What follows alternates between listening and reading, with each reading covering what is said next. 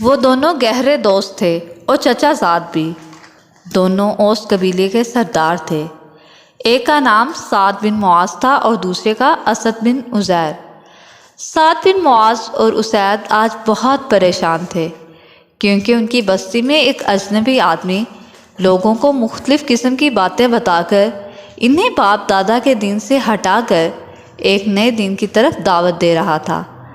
بہت سے لوگ اس نوجوان کی شیریں گفتگو اور سچی باتوں سے متاثر ہو کر اپنے باپ دادا کا دین چھوڑ کر اس نوجوان کے دین کو قبول کر چکے تھے۔ اس نوجوان کا نام مصعب بن عمیر تھا۔ سعد بن معاذ کے خالہ زاد بھائی اسد بن زرارہ مصعب کے ساتھ ہوتے تھے، جس کی وجہ سے سعد انہیں کچھ نہ کہتے۔ ایک دن حضرت مصعب بن عمیر رضی اللہ تعالیٰ عنہ قبیلہ اوس کے خاندان بنو ظفر کے ایک باغ میں اللہ کی توحید بیان کرنے کے لیے گئے کہ سعد بن معاذ کو پتہ چل گیا۔ سعد بن معاذ نے غصے میں اپنے دوست اسید کو بلایا اور کہا، اسید، یہ دونوں مصعب اور اسد ہمارے گھروں میں آ کر ہمارے لوگوں کو بے وقوف بنا رہے ہیں۔ ان کی وجہ سے لوگ ایک نئے دین کو قبول کر رہے ہیں۔ اگر معاملہ اسد کا نہ ہوتا تو میں خود اسے سنبھال لیتا، لیکن وہ میرا خالہ زاد بھائی ہے، اس لیے تم جاؤ اور ان دونوں کو وہاں سے نکال دو اور سختی سے کہہ دو کہ وہ ہمارے قبیلے اوس کے محلوں کا رخ نہ کریں۔ اسد پہلے ہی اس صورتحال سے تنگ تھے جو مدینہ میں مصعب کے آنے کی وجہ سے پیدا ہو گئی تھی، تاہم وہ سعد کی اسد کے ساتھ رشتہ داری کی وجہ سے بول نہیں سکتے تھے۔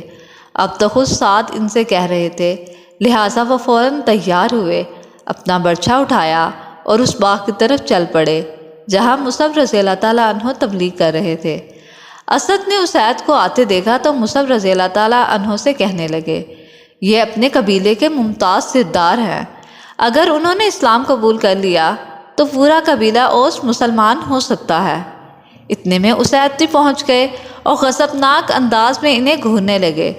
تھوڑی دیر بعد سخت لہجے میں بولے، تم ہمارے لوگوں کو بے وقوف بنا رہے ہو، خیر چاہتے ہو تو فوراً یہاں سے نکل جاؤ اور آئندہ ان محلوں کا رخ نہ کرنا۔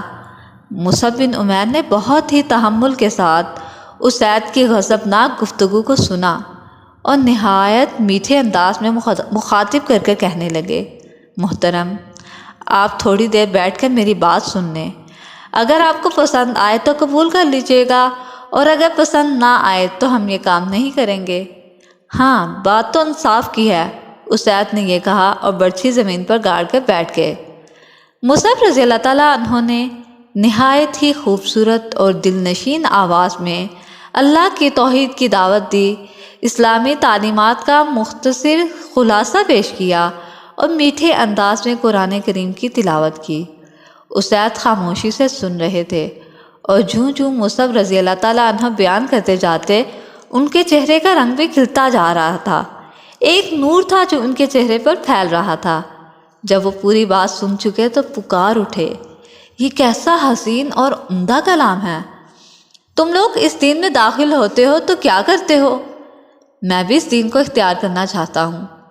مصعب رضی اللہ تعالیٰ عنہ نے اسید کی کیفیت بدلتی دیکھی تو اللہ کا شکر ادا کیا اور کہا، غسل کر کے اپنے جسم کو پاک کر لیں، پھر پاک کپڑے پہن لیں، کلمہ توحید پڑھ لیں اور 2 رکعت نماز ادا کر لیں۔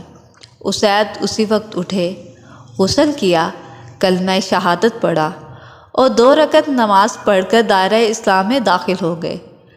ان کے اسلام قبول کرنے سے اسد رضی اللہ تعالیٰ عنہ سمیت تمام مسلمانوں میں خوشی کی لہر دوڑ گئی۔